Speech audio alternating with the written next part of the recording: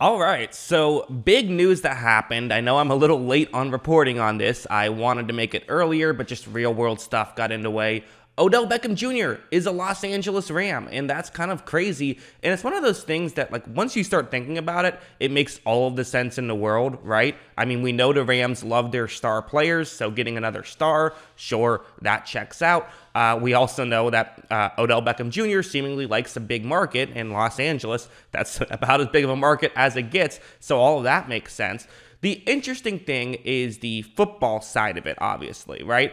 Just forget about the, chemistry stuff that Odell has had with Baker Mayfield. The question is, who is Odell going to replace here? I mean, they already have Cooper Kupp and Robert Woods. I can't imagine he comes in and takes their job. And one of the interesting differences from like when Antonio Brown went to the Buccaneers, if you remember, they already had Chris Godwin and Mike Evans, and kind of the idea was, hey, you're not taking snaps away from them, at least not right away. Those are going to be the two guys. But they didn't really have a great third option. They had some guys who could do certain things, but they needed like a good number three. Van Jefferson's a solid number 3 receiver. So, you could argue, okay, you could use an upgrade there. Sure, Odell Beckham Jr., if he's elite, is the upgrade. But that's kind of the intrigue is, who is Odell going to take snaps away from? Another interesting aspect of this is how willing is Odell going to be to block consistently? Because in this scheme, you got to block. I mean, they make the receivers block. They do. So Odell's going to have to get his hands dirty at times. But, at the same time, I think this could be a good thing for Odell, as he probably is going to have the mindset of, hey, if we win a Super Bowl, people can't say I'm not a winner because we'll have won a Super Bowl with me on the roster. So, if he's looking for a big payday, it's only a 1-year deal. Well, that's the logic for Odell, and that's why he probably will be really wanting to win, even more so than, I'm sure he does want to win in general. I think when people say, oh, that guy doesn't care about winning, everyone would like to win. There is levels to it, but everyone wants to win. There's no denying that. I think it's very fascinating. I love the move from the Rams' perspective. It's worth the risk. And I did a Twitter poll to check, how are people feeling? And it was, over 50%. There was 4 options. It was, number 1 option was this makes them Super Bowl contenders. And then there was it's worth the risk, not worth the risk, and horrible move. Over 50% said worth the risk, which I agree with. There is an inherent risk here. It could not work out, but you don't win Super Bowls by playing it safe. And the risk really isn't that huge, if we're being honest. I mean, it's mostly an incentive driven deal, and the incentives are if the team has success. So you're paying him $4.5 million. If you win the Super Bowl, you'll gladly write that check, right? So that's where you're at for number 1. And number 2, if it doesn't work out, you can always cut him. That's always an option you can make if things really aren't working out. And if it does work out, well, you created a receiving core that could rival Tampa Bay's for the best in football. So that's the upside right here. I just think the upside is so worth the potential downside, and I love these types of moves. I've always been a fan of go all in. And, everyone keeps saying the Rams are all in. This proves they're all in. Well, kind of, but I mean, this move right here, it doesn't hurt them.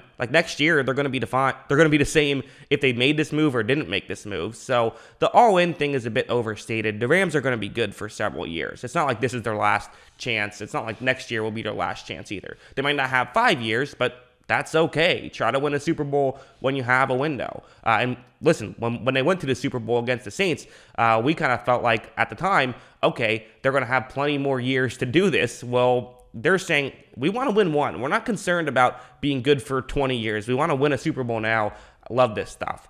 Now let's shift to kind of, I think what's equally interesting is the teams that didn't make an offer for Odell, because he didn't get that much. And obviously the number 1 question mark is the Green Bay Packers. I don't get why they didn't make this move. And this is just what Green Bay does. The Green Bay has no interest in these kind of moves. Green Bay does not like to make a 1-year deal with someone who maybe could go wrong. They don't like taking those chances. And they could have easily gotten Odell. The reports are, and I always take anything that I don't see from Schefter or from Rappaport, I assume is just a rumor and could be wrong, could be true. That's my mindset on that. But there were rumors that apparently Odell wanted to go to Green Bay, and Green Bay offered him a veteran minimum contract to play for them, and he decided to go with the Rams instead.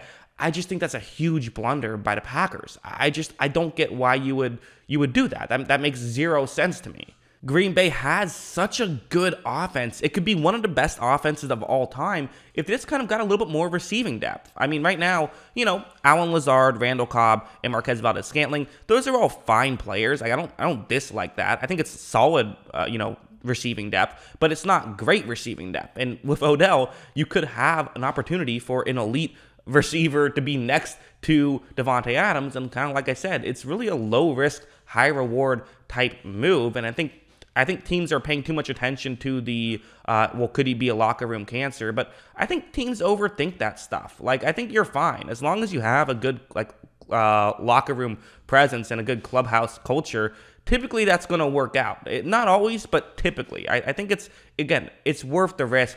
I don't love it from Green Bay's perspective, and this is, that franchise guy on YouTube, Marcus. He had a very funny tweet, I thought, where just the list of all the Packers players, or all the players that the Packers considered getting but didn't, and it's just a huge long list. And this is another one to that list, and this could end up costing them a Super Bowl. Like, this is literally that big of a decision.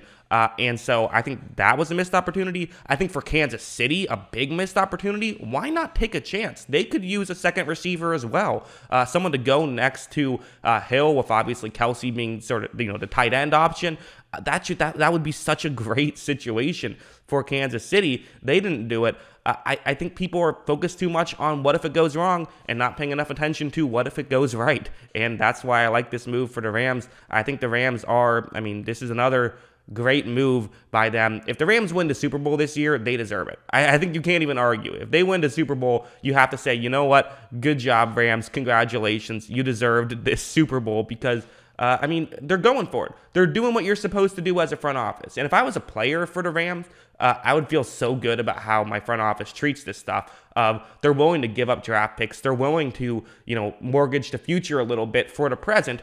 I think it's incredibly smart, and it's good stuff. This is what you want your team to do, is you want your team to win Super Bowls. And I think one more fascinating part of this whole situation is for Odell Beckham Jr., there is a chance he ends up making as much money as he was going to make heading into this year, because he lost money when he got cut by the Browns, and they worked the deal out so that would happen, which is, clearly he wanted out of there. He wants to be in a better situation for himself, which I know people are giving him crap for it. I don't really blame him. Like, hey, you want to make more money and you want to play in a bigger market where you can make more money, and you want to, get more playing time or get, in your opinion, more targets. Like, I think that's fine. I think that's understandable. Like, I don't really have a big issue with Odell wanting to, do what's better for himself. I mean, when a player takes more money in free agency, we all say, yeah, sure, you should do that. But when a player leaves when he's still under contract, everyone freaks out. I don't know. I mean, teams trade away players who are under contract all the time. I have no real issue with it, and it seems like, the Browns agreed to do it. It's not like, he held out or anything. But yeah, I think what's interesting about this is if he does end up making, winning the Super Bowl, he makes the same amount of money that he would have had he stayed in Cleveland. So there's an additional motivation. And so I find it very fascinating. I think this Rams team should be fun to watch. And let's be honest, we're going to see some play where Odell gets this big completion. I know a lot of fans who are saying, oh, I don't want Odell. I think we should go somewhere else. Be honest. If Odell went to your team, you'd get excited about it. That's just the reality of the situation. So, yeah, I love this move, especially from someone like me who is a big receivers matter, receivers are underrated guy. Getting a guy who has that potential to be an elite receiver, it's worth a shot. That's what I think. What do you guys think? Let me know in the comments below. What are your thoughts on this move? Always love hearing from you. And, of course, as always, thanks for watching.